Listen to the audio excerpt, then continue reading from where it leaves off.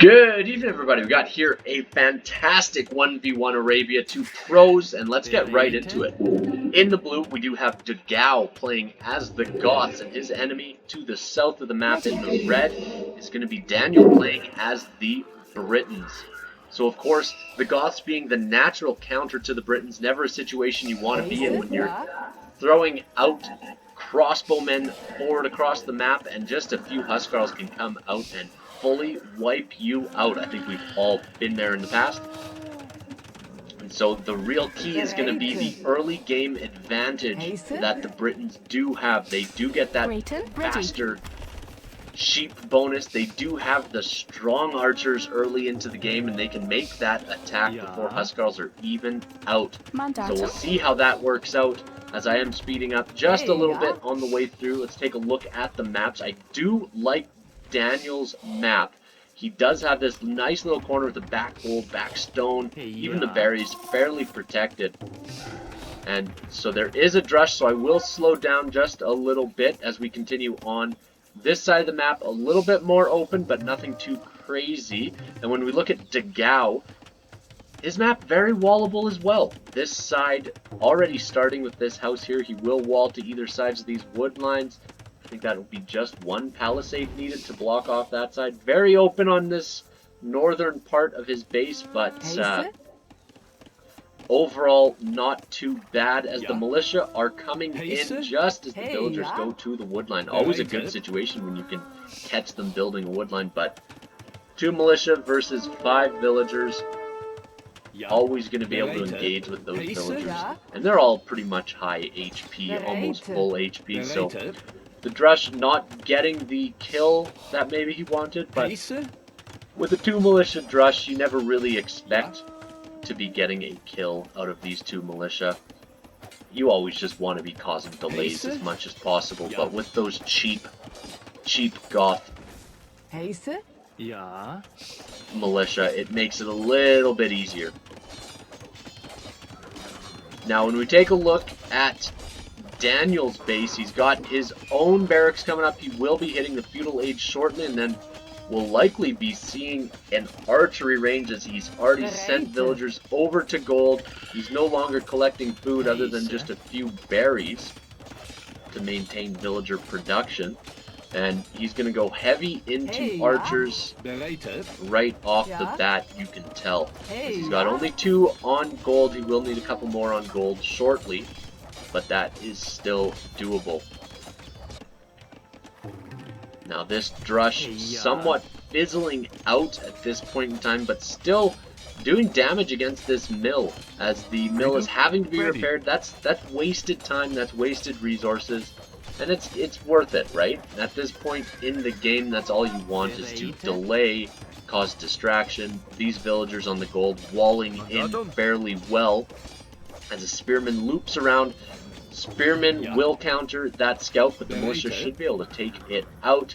The only disadvantage to the militia now will be the archers that are on their way out. We switch over to Daniel's point of view.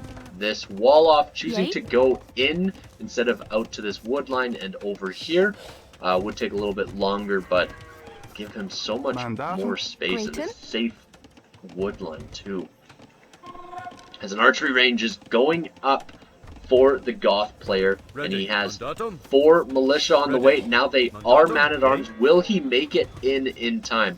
This wall off has not been completed. The scout is in. Can he block for long enough to engage against these villagers? No.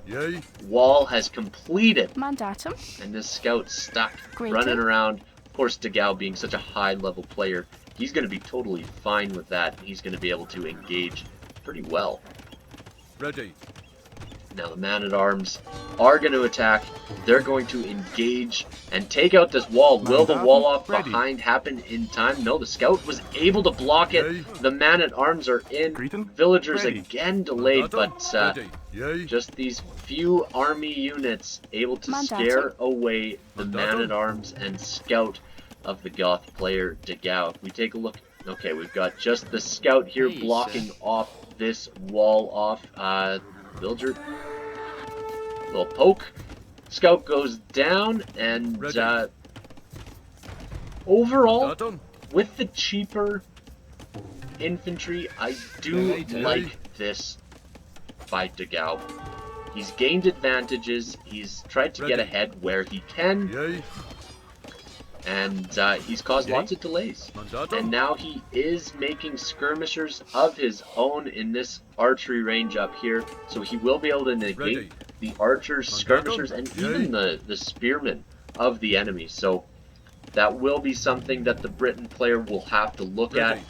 Skirmishers, such an easy counter to the Britons. And it is fairly close. Point-wise, they are very similar. If we take a look at their villager counts, very close. Just a slight advantage to Dogao, and that really could just be from the faster loom times of his villager. Yay. Now, just trying to play around, poke, prod, see where he can sneak in, but he's got a good group of skirmishers coming around. And this group of archers, skirmishers, and spearmen are going to have to run away because fletching is in for the Goth player. A Goth player with more range on his skirmishers than a Briton player. You don't see that very often now, do you? First defense already coming in as this blacksmith is being forced down by multiple villagers. Lots of villager time being spent walling behind, being spent building this blacksmith. Fletching will be coming in for the Briton player, but already we're going to see that +1 defense. There we go on the skirmishers, so they're going to be able to engage very easily against the archers of the enemy. Spearman is down, villagers just walking all over the place. Daniel falling behind for military, but some of this military is not going to be super useful, of course. The man-at-arms is not going to be able to engage strongly against the archers, but can still soak up a lot of damage from the skirmishers. We do have a second archery range coming up for the Briton player.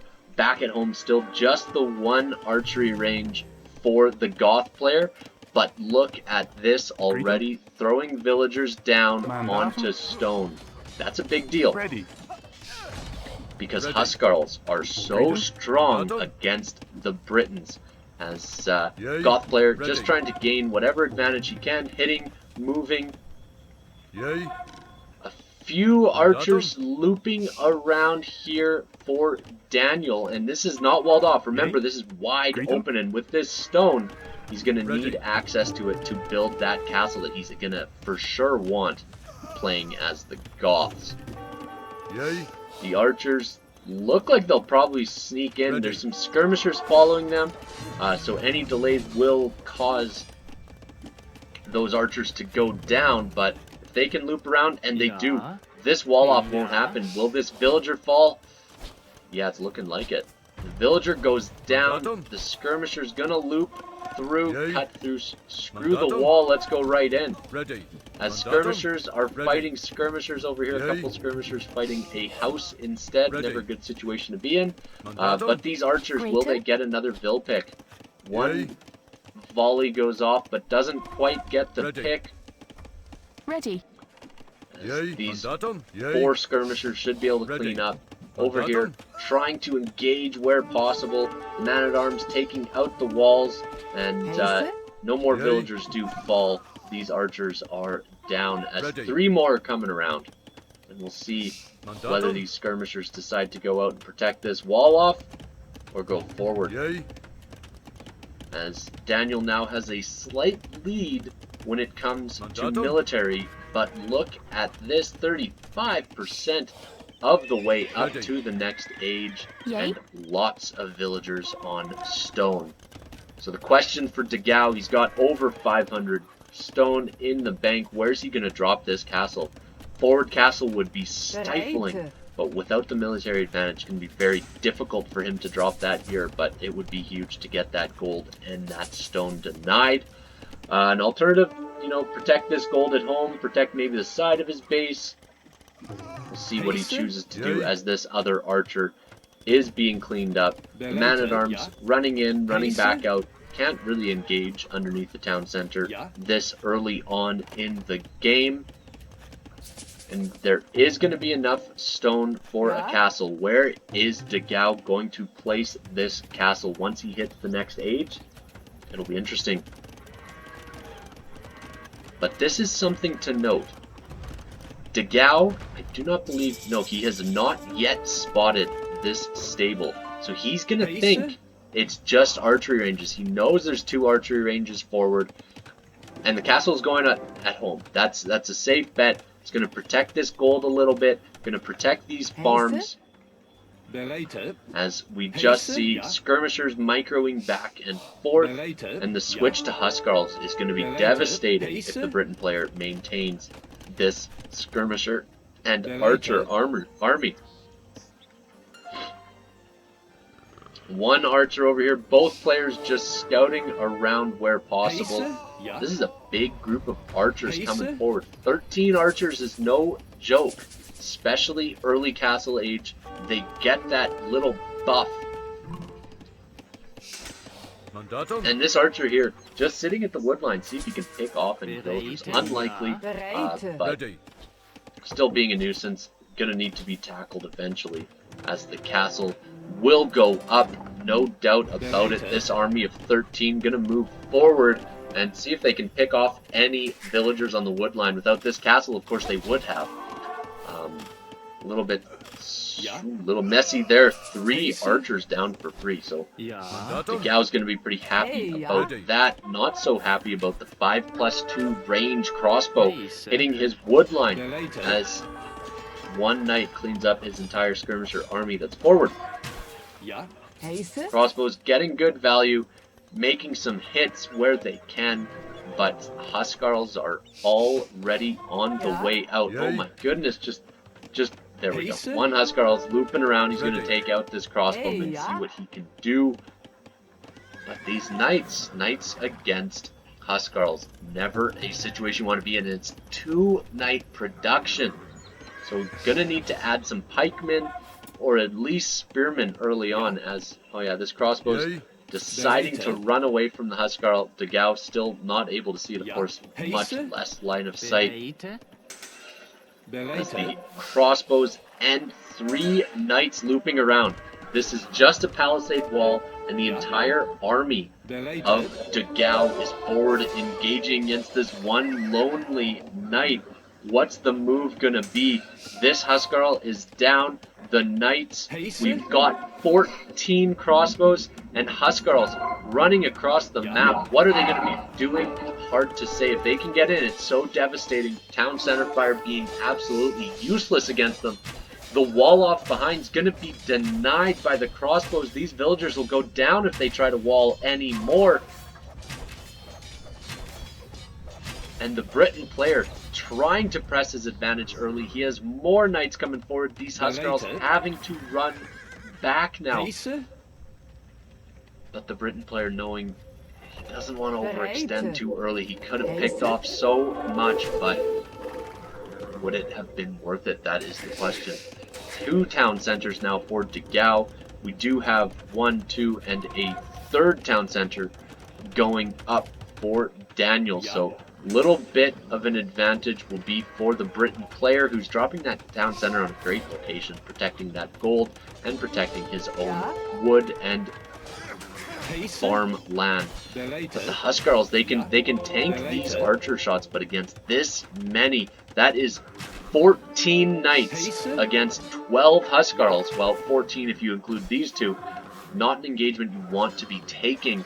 Gonna need to add in some pikemen to the mix. Need some sort of answer to these knights. And if you're playing as the Briton player, you want to be ending this game early, because the late game Goth span is terrifying. Such cheap infantry, cheap Huskarls. He's got that extra barracks coming up now. He's gonna have cheap pikemen. And this crossbow, just such a pain in the side of Dogao, as he's unable to collect from these farms on the front, and he's got his Huskarls coming out. We are seeing anarchy coming out, so he can make his Huskarls in more than just his castle. And this is going to be, just the scout going down there. It's going to be a good one, because the longer this goes, the more you think it's going to be in favor of the Goth player. Obviously, the Goths late game terrifying, and when you're the Britons, what can you do? You can make champions. That's about it. Yeah. And the champions, while they might be a little bit stronger, and if you add some crossbows behind, the champions of Goths can just overrun the Britons so easily. We take a look at villager counts. We do have 69 to 65, so fairly close. Both solidifying their economies as they expand. Still just the 3 town centers for each of them, and a little bit of a standoff as it's a 34 count for military and only 18 for the Goth players. So the Briton player, big advantage militarily. These Huskarls, they're so strong against the crossbows, but just not able to cut it when it comes to the knights. Monks coming out could get a couple conversions as well, and the Huskarl's going to try to catch the crossbows off guard, but seeing that many knights, you never want to engage against it with your own Huskarls. So starting to mass up, moving into pikemen more. And the Huskarls, oh, this is it. The entire army, pretty much, of Dogao running around to the side. The Briton army is all forward. What's the move going to be? A couple free pickoffs from the castle and town center. These knights, if they run in and there's nothing at home, they can take out this entire back economy. But the Huskarls, you could say the same thing. They can run right underneath. They're going to go for the dive, taking out these palisades so quickly. Look at that, 10+1 attack. The Huskarls are in, having to panic delete walls. The knights are running in. The knights will be able to clean it up, but look at the damage being done to the economy. They are tied for villagers right now. They just kill villagers so quickly, these Huskarls. And the house walls are coming up behind to protect this wood line. Huskarls are cleaned up, and in the meantime, a castle being dropped on the front by the Briton player. Can this castle go up? A couple conversions, that is a big deal, as Huskarl versus Huskarl. One is being healed, the other is not. This castle's gonna go up with barely anything left to protect it.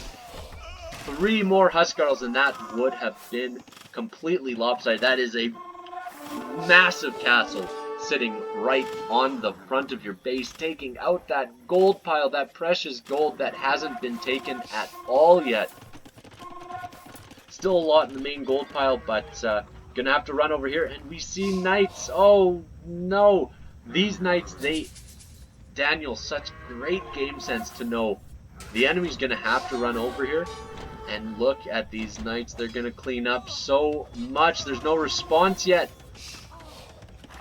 As more knights are running this way, this is a bloodbath. These 2 knights doing so much damage. As these knights run over, they're going to run right into a pack of Huskarls and pikemen. This is it. The Briton player pressing his advantage. He knows he's ahead. The Huskarls looping around to engage against the crossbows. The entire Goth army being cleaned up, and those knights finally go down, as there is nothing in response yet to engage against this big army. Luckily, 2 town centers over here will provide some protection, and there's a lot of barracks to make pikemen. So lots of pikemen coming out. The knights running around to attack the other side of the palisades, not necessary. But this many pikemen might be an okay amount to scare away the enemy, as this town center is going to fall on the front. This many knights can run right underneath this town center, could take out that town center, but at this point not wanting to do that yet, because he knows this many pikemen are out on the field and he needs to keep his army numbers, as more villagers coming out, dropping a castle. Oh my goodness, look at this castle placement. Brutal, absolutely stifling. As these knights still attacking the gold piles. No. Oh, just a bloodbath. But the knights are a little bit out of line.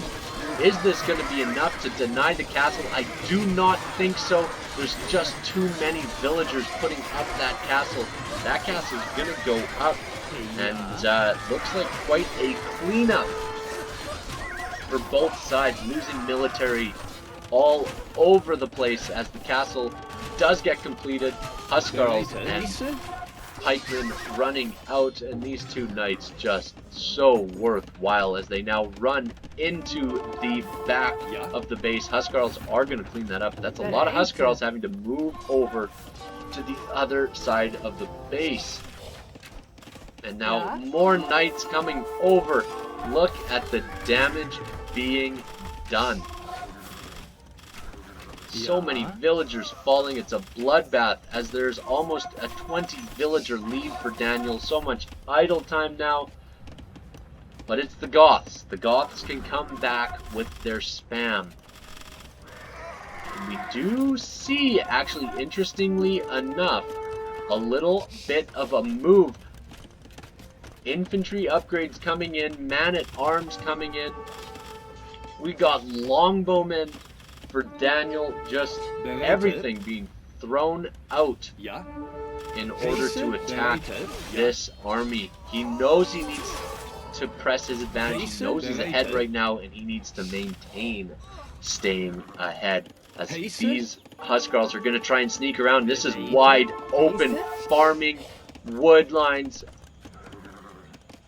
Luckily, the knights and longbows able to spot it, and the Huskarls choosing to engage against the walls when there's an opening right next to it. Not a good situation. Could have been a couple free Vill picks, and now going to get cornered in by these knights. But that's 7 knights against 16 Huskarls. Huskarls still have the advantage. They can take that fight as another TC is about to fall to castle fire. That is a big deal. And the Huskarls getting converted, having to chase down knights. They can't catch them, of course. And this should be enough to clean up this group of Huskarls, but more coming in. Only man-at-arms right now for the Briton player. So the Huskarls can take out man-at-arms no problem. These are feudal age units. But the economy of the Goth player is just a mess. Lots of idle villagers, lots of town centers all over the place, having to retreat. And just trying to mass up what he can. This castle is devastating. As the pikemen actually hit the gold pile of the Briton player, able to deny the gold there, take out a couple of villagers. This is what he needs.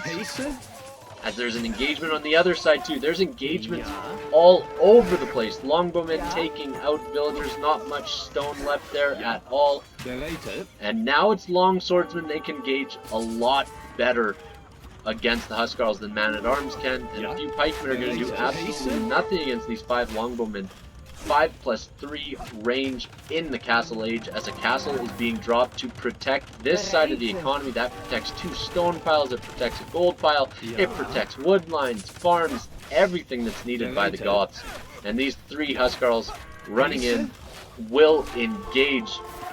It's a big back and forth, both players trying to gain an advantage. The Briton players, though, just holding the advantage, able to be just 1 step ahead of the enemy. These castle drops, absolutely devastating to the enemy. But now we will see a little bit of a race to the Imperial Age. And once trebuchets are on the field, it's a different game. Castles can be cleaned up very quickly with trebuchets. So, both players on their way up. Both players teching into the champion line. So champions, very, very strong. But of course, the natural counter to the champions is going to be those fantastic British archers. So this is a game of counters. We saw the knights. Now we've moved away from the knights, just used for raiding now, and a little bit of a misclick there as that knight is going to attack the mining camp. The wall's going to get denied by these Huskarls. That is a big army of longswordsmen coming across. Not going to be enough Huskarls to engage against that many longswordsmen and that many longbowmen, as the Huskarls are going to go dive right underneath the castle. Actually can take out this castle no problem. Not going to have to worry. Murder holds aren't in. A couple of longbowmen aren't going to be able to take out that many Huskarls. Both players on the way up to the next stage as the repairs are coming in on this castle. The Huskarls going to need quite a bit to engage underneath the castle, but still going to be able to do it, as these villagers are going to sneak, but the monk sees it. Will that get spotted by Daniel? Looks like this castle is going to fall, as the Imperial Age is going to be hit and a little bit caught out of line. The Huskarls need to dive now, take out the farming economy, take out what they can. The castle still stands, and few Huskarls move forward. Imperial Age is hit, and immediately we're seeing two-handed swordsmen come in. This castle will fall for sure, but at what cost? Look at all the Huskarls that are falling to the longswords. We've got trebuchets coming out this castle, and this castle will be engaging against one another. Huskarls running right into the economy as the longbows find this lumber camp with the help of that monk. Huskarls running under. They are a little bit faster. They can run right into this wood line. That wood line being taken out would be a big deal, but the walls are starting and the walls are completing just in time. As the Huskarls have pushed back this engagement, we now have two-handed swordsmen for the Goth player. We got two-handed swordsmen coming in for the British player, the Briton player as well. So both players switching into the champion line. Going to be able to engage one-on-one against one another. And it's a bit of a treb war, but we got a lot of villagers coming out to take repairs on this castle. I don't know if that's a misclick. The villagers not repairing at this point in time. We got two trebuchets from the Goth player. And the Huskarls able to tank a little bit of castle fire, but not too much, as both of these players are going to be fighting for this castle. We've got two-handed swordsmen against two-handed swordsmen, but champion already on the way in for the Goth player. So champion's going to be much stronger than two-handed swordsmen, but the first defense upgrade, or the last defense upgrade, is in for these Briton two-handed swordsmen. This castle will fall, and this one two-handed swordsman just taking out every villager that's repairing. The Huskarls not able to take out that trebuchet, as a big army of 34 is coming to take out the farms of the enemy, as these champions know you're running the wrong direction, but he has to protect his trebuchets, he has to protect his castle. His farms completely torn to shreds. Luckily he's got this farming economy on the other side, as his castle is staying up for the time being. This trebuchet will for sure fall to the champions, but look at the back of the Goth base. So many two-handed swordsmen. At 28 two-handed swordsmen, we got 6 longbows. Longbows can be taken out by Huskarls, but gonna need champions in response. The Briton player upgrading to champion now, as the Goth player is raiding with his own champions. This is a champion versus champion battle, and this is a counter versus a counter versus a counter. They're all trying to bounce back and forth, see what they can counter, what they can respond with, as this army is going to engage.